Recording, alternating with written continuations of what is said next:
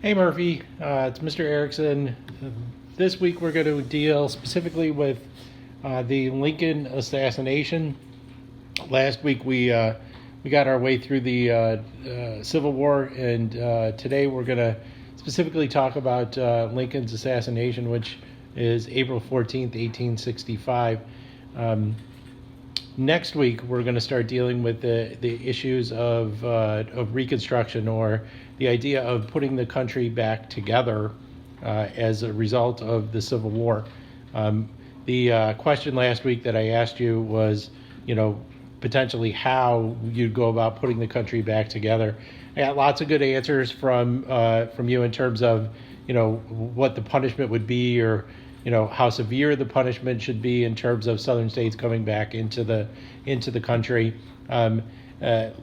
Lincoln is definitely gonna play a role potentially in terms of Reconstruction, and his assassination is going to be incredibly important because obviously when Lincoln dies, Lincoln is not presiding over the country. He's not able to do Reconstruction in the way that he would have wanted Reconstruction done. So when Lincoln is assassinated, it is going to change how Reconstruction kind of comes about. So for us this week, we're gonna take on the Lincoln assassination, and ultimately the ramifications of that assassination, or potentially, once it's over, how does the next president deal with the Southerners coming back to the country, and how is that different than probably what Lincoln would have wanted or what Lincoln would have done? So that's kind of our goal over this week, and then next week we'll move into the Reconstruction sort of phase of things. Just to give you a little bit in terms of the chronology. Lincoln is assassinated on April 14th, 1865.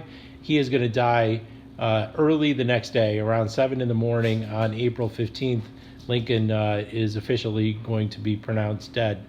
In relation to the war, Grant and Lee at Richmond at Appomattox Courthouse is April 9th of 1865. So about 5 days later, that's when Lincoln is going to be assassinated. So we're going to take a look at that specifically. So a little bit of background. Lincoln wasn't actually even born in Illinois. Lincoln was actually born in Kentucky. Mom and dad. Mom actually died young from something that's called milk sickness. You get from drinking the milk of a sick cow. Lincoln's dad remarries, and Lincoln is kind of raised by a stepmom.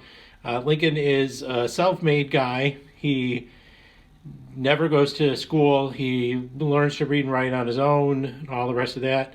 Eventually, the family migrates to Illinois, and Lincoln ends up in the town of New Salem, just outside of Springfield in Sangamon County in Illinois. He works at a store, becomes a part owner of a store, the Lincoln Berry store in New Salem. He reads under another lawyer, and eventually becomes a lawyer in his own right. In terms of his social life, Lincoln is not a whole lot to report there. He kind of falls in love as a teenager with a girl by the name of Anne Rutledge, and sadly that relationship ends when Anne Rutledge dies. So Lincoln is kind of heartbroken over that. And truly, we could say about Lincoln in terms of his life that there's a lot of sadness in relation to Lincoln and his life, from his mom dying when he's young to his first real love, Anne Rutledge dying, through the rest of the things that we're going to see, including Lincoln's own death later on, there's just a lot of kind of sadness that sort of follows him, and he was always kind of considered to have this sort of kind of melancholy, sad streak. There's actually one point where one of his friends, after Anne Rutledge dies, he takes away Lincoln's pocket knife because he's afraid that Lincoln might do something with it. But Lincoln soldiers on, and eventually he meets a woman named Mary Todd, and he and Mary Todd are going to get married. Mary Todd comes from a little bit of money, Southern Illinois money. Lincoln, comes from pretty much nothing. Their marriage relationship, generally, Lincoln he's kind of, what some people call henpecked. He just sort of gave in. And we see this with Lincoln and Mary Todd quite a bit, where she is very much the dominant one in the relationship, and Lincoln kind of takes a back seat. He kind of does what he's told. It's sort of that, go along to get along sort of mentality. And that's kind of the way that Lincoln is. For sure, Mary Todd calls the shots in terms of their relationship. Ultimately, they're going to settle into Springfield. Lincoln becomes a lawyer in his own right. He does mostly kind of country law, a lot of work for barter. Defends a guy, and the guy pays him off in chickens and pigs and other stuff like that. And that kind of is the life. Mary Todd is interested in settling down and starting a family. The Lincolns buy a house, and the house shortly fills up with children. So the Lincolns are going to settle in, and ultimately they have 4 kids all together: Robert Todd, Tad, Willie, and Edward. Edward dies young. He's not in the picture that you see here. Edward was about 4 years old and died while the family was in Springfield. Willie is going to die while Lincoln is president. So while Lincoln is president, Willie dies of typhoid fever. The next is Tad. Tad is going to die as well. Late teens, after Lincoln is assassinated, he spent some time with his mom, Mary Todd, and he too passes away. The oldest of the Lincoln children is Robert Todd Lincoln. Robert Todd is the only one of the Lincoln children to actually live to adulthood. So the family story obviously is incredibly tragic. 3 of the 4 kids die. None of them make it to 20 years old. Eddie is 4. Willie is 11 or 12 when he dies, and Tad, I think, is around 18 when he dies. The tragedy after Lincoln's death continues. His wife, Mary Todd is actually institutionalized. They put her in a sanatorium, actually in Batavia, Illinois, for a while, and she ends up living out the rest of her days with her sister back in Springfield before she dies as well. So the whole story is kind of a just tragic sort of story as far as the Lincolns are concerned. So let's build a little bit of background here in terms of the war years. Lincoln officially takes office in March of 1861. We've already had states seceding, and we get to first shots fired in the war, and then we have 4 years of just absolutely awful, horrible war in our country, where hundreds of thousands of people are going to die as a result of that. Lincoln has to kind of take on the bearing of a war president and live with that kind of idea throughout most of his time in office. He is president from the election in November of 1860. In 1864, while the war is going on, Lincoln actually runs for re-election. He runs against George McClellan. You remember George McClellan? He was one of Lincoln's Union generals, fired by Lincoln to lead his army. McClellan runs against Lincoln in 1864, and Lincoln wins re-election. And at that point, we're really kind of starting to see, the downward sort of spiral in terms of the war. We have gotten past Gettysburg and Vicksburg, and we're definitely seeing signs of the conclusion of the war. So things are starting to wind down, and for the first time, Lincoln is kind of beginning to look at what post-war America is going to look like. Now, he was smart enough to begin planning post-war America, and he had started doing that as early as 1862, when he started talking about, what's going to happen when this war is over, and how do we bring the southern states back into the war. So he's formulating a plan, and he's coming up with some kind of ideas for eventually what's going to happen when the war is over. By the time we get to April of 1865, we know the war is getting really close to the end. Lincoln is going to go to Richmond, Virginia, which is the capital of the Confederacy. And on April 4th, in one of the most triumphant days of the war, Lincoln is going to walk the streets of Richmond. Right downtown, Main Street, Richmond, Virginia, President Lincoln is beginning this take back of his country sort of idea. He goes to the Confederate White House, and he actually sits in President Jefferson Davis's desk, and it is probably the happiest that we see Lincoln throughout the course of his time as president. He knows this thing is over. He knows that soon he'll be able to, be the president of a country that's not fighting a war. And so we're definitely, seeing some happiness in terms of Lincoln. 5 days after Lincoln in Richmond, we get the signing of the treaty between Grant and Lee at Appomattox Courthouse. And for all intents and purposes, this Civil War is coming to an end. Now, obviously, when the war comes to an end, there are going to be people who are not so excited about the prospect of, being folded back into the country.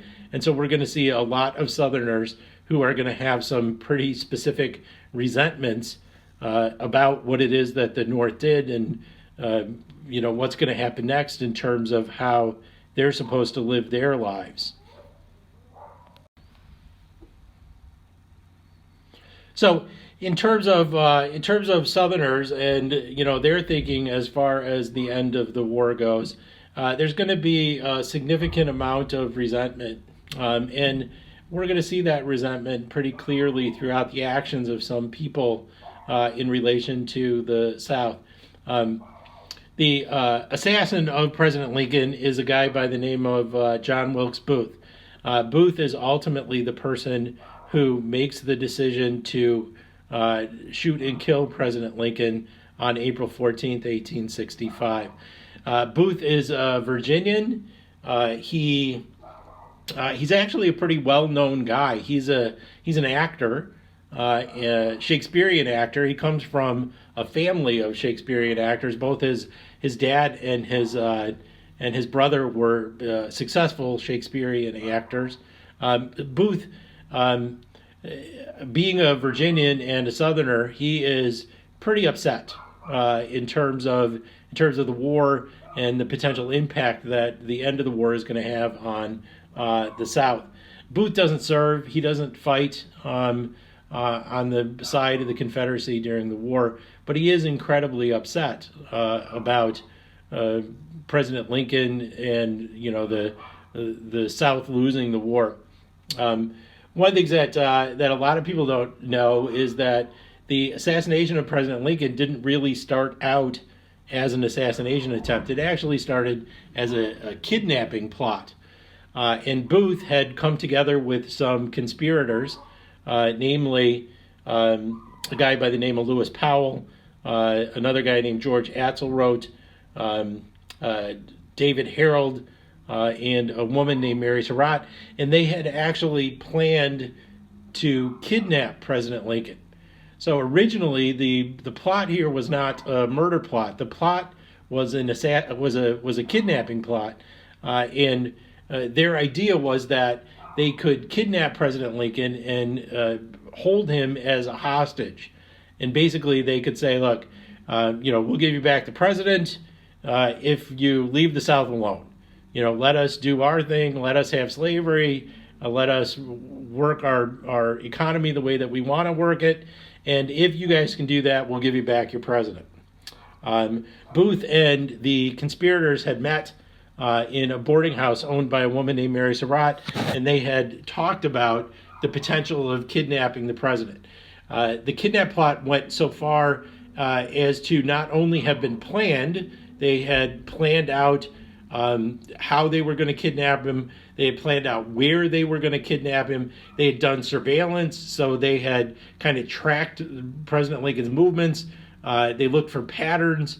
One of the things they found out is that Lincoln took carriage rides in the early afternoons, and he had a pretty specific route in terms of the carriage ride.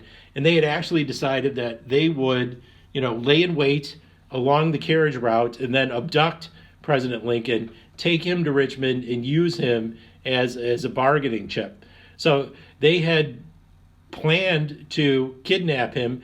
They actually got as far as laying in wait, where they actually came up to the road where they thought that Lincoln was going to take his carriage ride and waited for Lincoln to come on a specific day. That particular day, it rained, and Lincoln chose not to take a carriage ride on that particular day, and so the kidnap plot was thwarted, and it never went off. However, that was just frustrating for Booth, and as time kind of wore on and we got closer to the actual end of the war, Booth became more agitated and more angry with the idea of doing something in terms of the president. And then in March, Lincoln is gonna give a speech. It's actually a speech that he gives from the window of the White House, from the window. And in that particular speech, Lincoln talks specifically about the African Americans in the country and what their future should be. And one of the things that Lincoln says in that speech is that he believes that African Americans should have the right to be citizens. He believes that they should have the right to vote in elections. And that kind of puts Booth over the edge. And from that point on, Booth is going to change the kidnap idea into a murder idea. And so we go from a kidnap plot to a murder plot. Here's another thing a lot of people don't know is that the murder plot, the plot to assassinate Lincoln, was a much bigger plot. What Booth intended to do was to throw the entire American democratic government into chaos. The assassination of Lincoln for Booth wasn't enough. He wanted to cause as much chaos as possible. And so the new plan involves not only killing Lincoln, but it also involves Lewis Powell killing the Secretary of State, a guy named William Seward, and the Vice President of the United States. George Atzelrodt's job ultimately is going to be to kill Vice President Johnson. All of this is supposed to occur on the same day at the same time. So ultimately, when this plot goes off, it is to just absolutely unleash chaos in the American democracy. Throw it into a state where nobody knows who's supposed to be in charge or what they're supposed to do or how they're supposed to do it.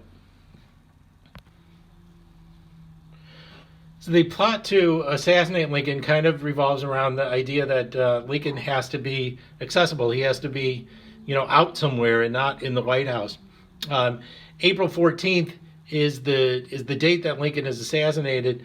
It becomes important because in kind of the days after Appomattox Courthouse, Lincoln is a little bit more out there, and Lincoln and Mary Todd make this very public decision to go to the theater.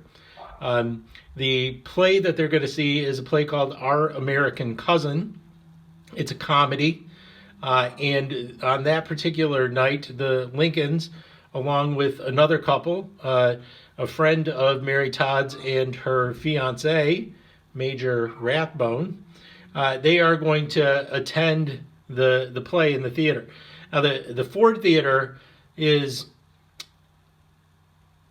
extra lucky for Booth in the sense that Booth is actually really accustomed to the theater. He knows the Ford Theater incredibly well.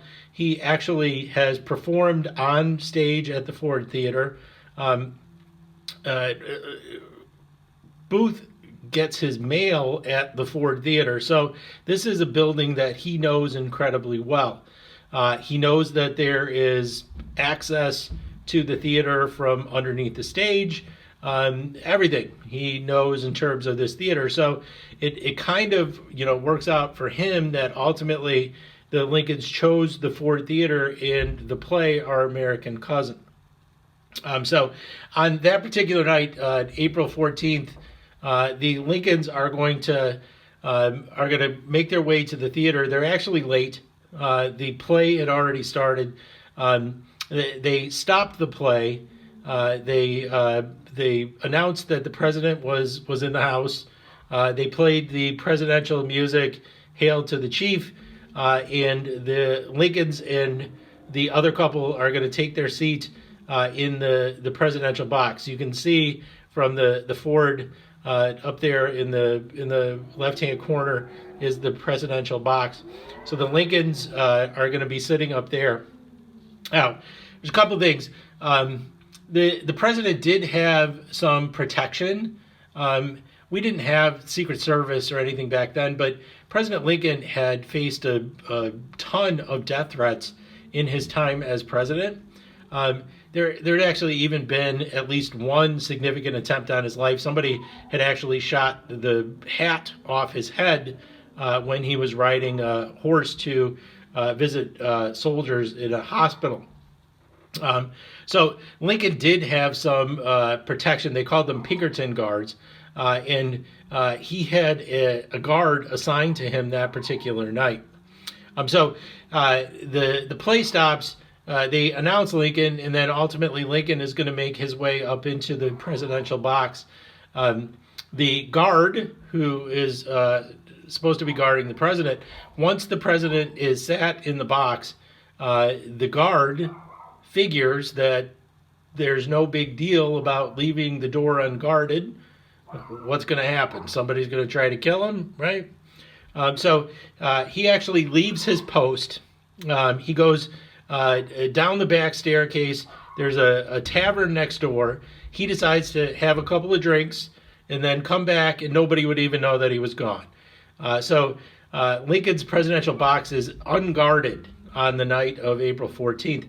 There's also a lock on the door of the presidential box, but that lock is broken. So there is access. John Wilkes Booth, for his part, he had made his way into the theater. He had crossed under the stage and came out on the other side of the theater closest to the balcony. He makes his way up the back stairs of the balcony, and he waits for the perfect time to enter the presidential box.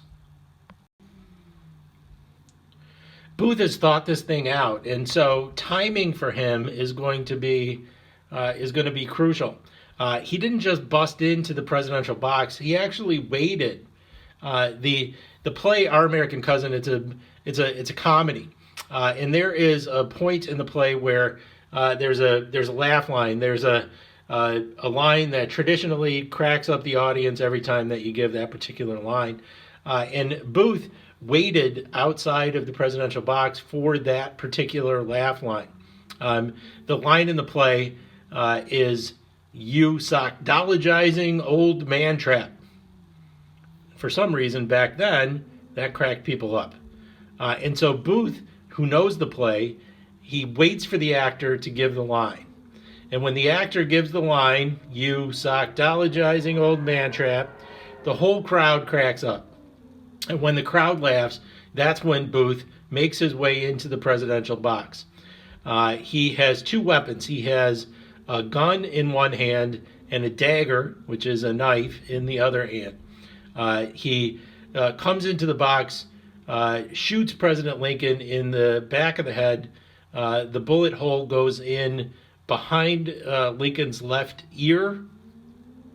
Once the shot is fired, Major Rathbone, who was with Lincoln in the booth, or not in the booth, in the box, Rathbone is going to attempt to grab onto Booth. Booth is going to slash him with the dagger down his arm. Booth jumps up onto the railing of the presidential box, and he's going to jump down onto the stage. The murder weapon is a single-shot Derringer. It is fired at close range, almost in contact with Lincoln's skull. The bullet is going to be embedded in Lincoln's brain behind his left ear. After shooting Lincoln, Booth is going to jump up onto the balcony railing, and his intent is to make this kind of dramatic leap.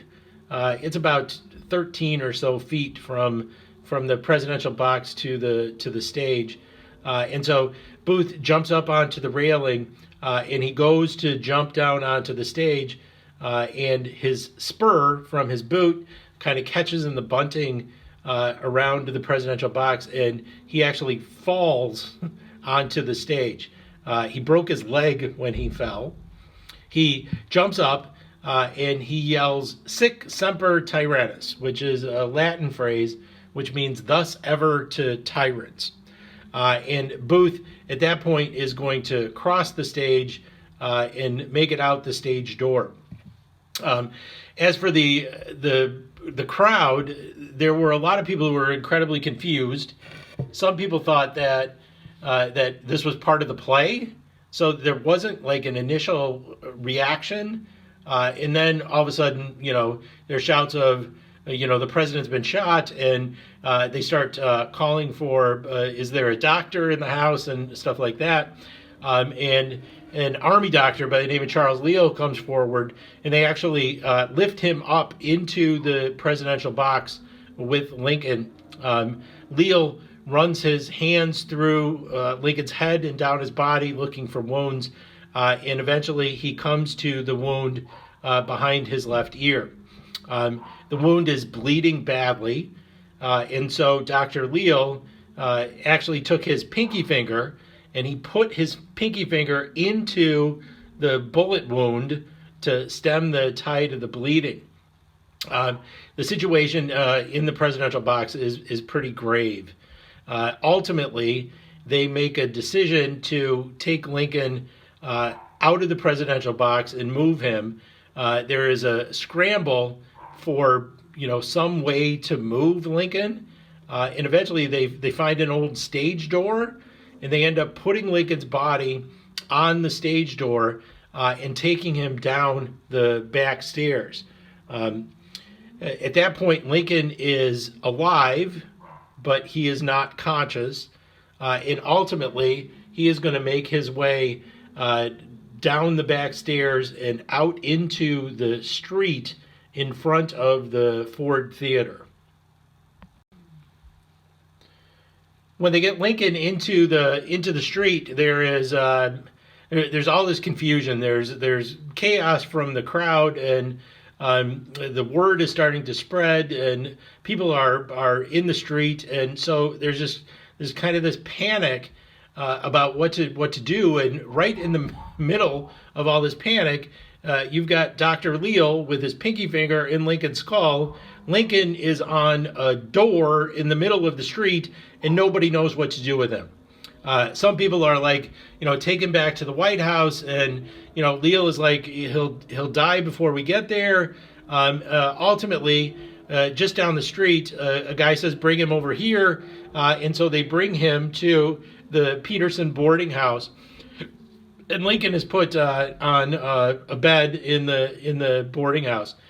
Lincoln is not going to. He's not going to become conscious again. So once he gets shot, Lincoln is alive but not conscious, and he will not regain consciousness. Ultimately, cabinet members are called.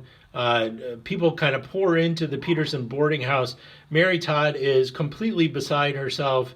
There's a vigil held over Lincoln with doctors and prayers and all the rest of that sort of stuff.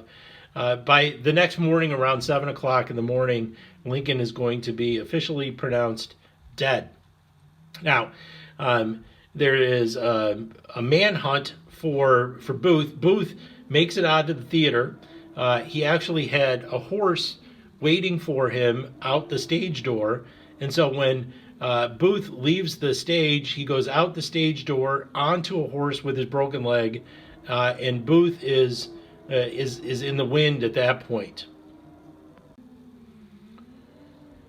Now, while this is going on, in addition to the president being shot, remember this was an assassination plot, and it included some others.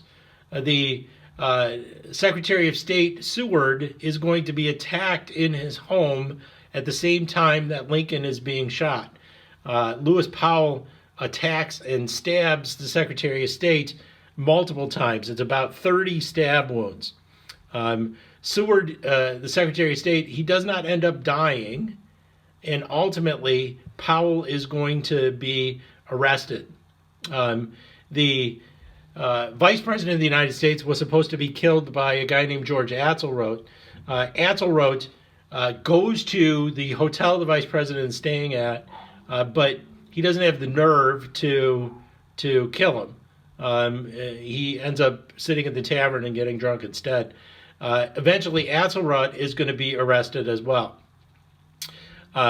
The woman, Mary Surratt, who gave her boarding house for the conspirators to talk about the assassination plot, she also is going to be arrested. And the fourth person that's going to be arrested is a guy named David Harold. Now, Booth is able to escape. He gets away. However, there is a manhunt for Booth. There is a bounty on his head and a reward offered for his capture. When Booth leaves the theater, he rides off on a horse. He finds a doctor to set his leg, and then he kind of tries to go into hiding. Eventually, somebody's going to give him up, and Booth is going to be tracked to a tobacco barn in Maryland. And ultimately, in that tobacco barn, they're gonna surround the tobacco barn. Booth is inside with David Harold. David Harold is going to give himself up, but Booth is not. A sharpshooter is going to take a shot, and ultimately he's going to shoot Booth in the tobacco barn. Booth doesn't die right away. They take him out. He ends up living a couple of days, and then he dies from his wounds. So Booth is never arrested and put on trial for the assassination of Lincoln. Instead, he dies outside of this tobacco barn. But there are 4 conspirators who are arrested and tried. They are all found guilty. Lewis Powell is found guilty of stabbing Secretary of State Seward. George Atzelrodt is found guilty of conspiring to kill the vice president. David Harold is found guilty of being an accessory with Booth. And Mary Surratt, she is charged with conspiring to kill President Lincoln as well. All four of them are going to be sentenced to execution, and they are all going to ultimately be executed. Um, uh, when Lincoln is assassinated, obviously it is a sad day. Absolutely no doubt about that. But what makes this thing even bigger than just a sad day is that it absolutely changes the focus of what comes next. We know that Lincoln had some specific ideas about how to bring southern states back into the country. Um, he gave a speech where he talked about with malice toward none and charity for all, this idea that southern states were going to be able to come back into the country in a peaceful sort of way.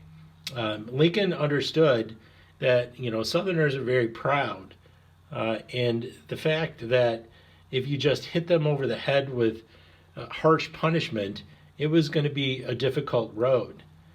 So Lincoln didn't want to do a lot of that. Lincoln would have been happy if Southerners would have just said, you know what, we're going to be loyal to the United States and we're getting rid of slavery.